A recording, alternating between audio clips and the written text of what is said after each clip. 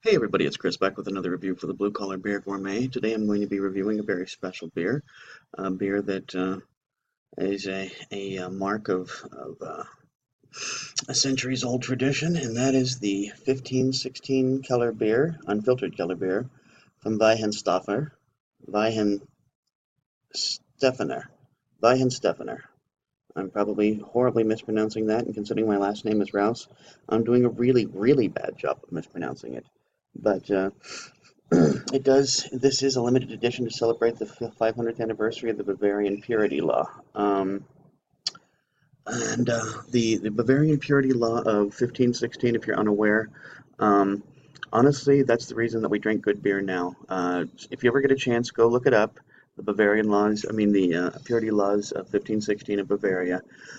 The long and short of it is, believe it or not, things had to be put into it, like don't use dirty water or don't use adulterants like mushroom spores. Things that I grew up I grew up in the final quarter of the 20th century. I'm used to the FDA. I'm used to people saying, you can't put bad things into what you're selling for people to consume. But apparently that was not the case before. And if you look into it, you look a little bit deeper. The Reinheitsgebot. Once again, my German is terrible. But the purity laws basically, if you broke the purity laws, it was a rather severe punishment. You were forced to drink all of the beer that you had made, and you had to drink it all at one sitting. So pretty much it was a death sentence. Let's face it, if it was already bad beer and then you had to drink an entire barrel at one sitting, even if it was good beer, an entire barrel at one sitting, you would drown. And your lungs would drown from that much liquor, from that much liquid being in your system. So it was a death sentence. So that they took it pretty seriously. And you think about it a minute, they should. So anyway, that's neither here nor there. This particular beer, the Weihenstephaner 1516, has a 5.6 ABV and 25 IBUs. Normally, I'm getting out of the frame, aren't I? Okay, so normally a Kellerbier comes in between 4.7 and 5.4 ABV. At 5.6, it's actually a little bit high. And normally 20 to 35 IBUs. At 25, it's on the lower end. 13 of my friends on Untappd gave this a 3.89. 17,000 of us have given it a 3.73.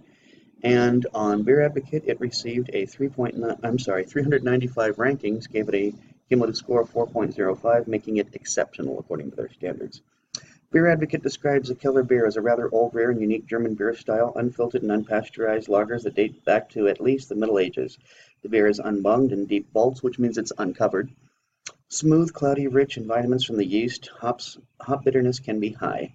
BJCP, or Beer Judging Certification Program, says yeasty aroma, fresh Helles, Pils malt, light refreshing, spicy floral, herbal hop aroma, possible green apple, slight haze to moderate cloudiness, creamy persistent head, crisp and dry but malty aftertaste. Medium mouthfeel, low to medium carbonation. Bottle's not as fresh. Apparently that's the deal with this, is a Keller beer is supposed to be like, you're supposed to drink it almost immediately.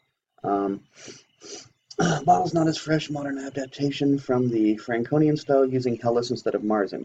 Now, I don't know what the Franconian style is, but I did look up Helles and Marzen, and Helles is apparently a lager that is very specific to Munich, and what they would usually and so it's a light lager. It's a light ABV. It's light malt. It's just a light lager. Marzen, on the other hand, is the beer that they brew. It's darker. It's stronger, and they brew it in March so that when the non-brewing season of summer arrives, they've got plenty of Marzen to drink. So anyway, there you have it. I think I've gone on and on and on. And just to let you know, I did pay $1.99 for this 11.2-ounce bottle. So, going to be using the Firenze bottle opener that Tony. Oh, there we go. Oh, here we. That's the way to hold it, so you can see the whole thing. The Firenze bottle opener that Tony brought back for me from Florence. It's got a image of the Duomo there. And according to Beer Advocates, the only glass variety that I saw for Keller beer was mug. So I guess you just pour it right into a mug. I guess if I had a stein, I'd pour it into that. And this is pouring actually a little darker than I thought it would. That is a light bronze color. And I am seeing high carbonation, lots and lots of teeny tiny little bubbles. coming up from the bottom. We've got a nice persistent foamy head. I'm going to describe that as being off-white. Boy, do I smell the yeast. Wow, I smell the yeast.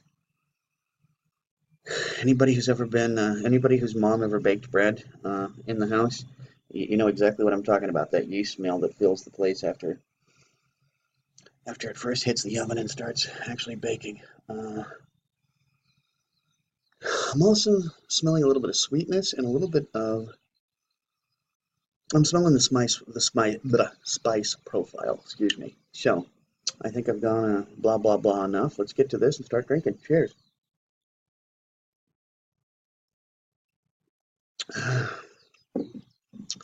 Hmm, that is interesting. That is definitely, it's a good beer. It's definitely German. I mean, all I can say to you is you only have to have a few sips of it to know this is not a domestic beer.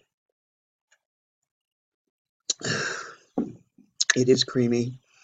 It is I'm getting a little bit of hoppiness, but specifically hoppiness, not the bitterness that comes with hoppiness, but hoppiness itself. And those of you who've had enough IPAs know exactly what I'm talking about. There's a distinction between just being hoppy bitter and being hoppy itself. It is a little bit sweet. It's almost kind of like a pale ale in that it's sort of biscuity. Um,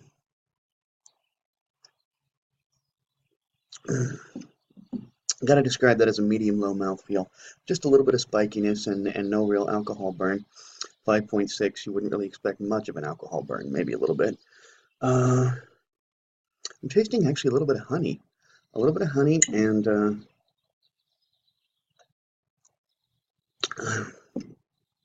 wheat is coming through. I don't know whether it's wheat or well, it's weedy tasting. I'll put it that way. And there's just a little bit of sweetness. It is in fact creamy, and hell, this is a good beer. This really is. Um, it does say hazy in appearance, and that's what I would say. It's not overly cloudy, but it is a little bit hazy. Somebody could write me and tell me. I know that there's a name for what's at the bottom of the bottle that you pour in at the final end, but I just don't know what that is. I think you can actually see how that's adding a little bit of cloudiness, a little bit of sediment from that bottom of the barrel, and it's very slowly sinking down. That is not. There we go. That's actually pretty cool looking, I gotta say. Let's see what it does to the flavor.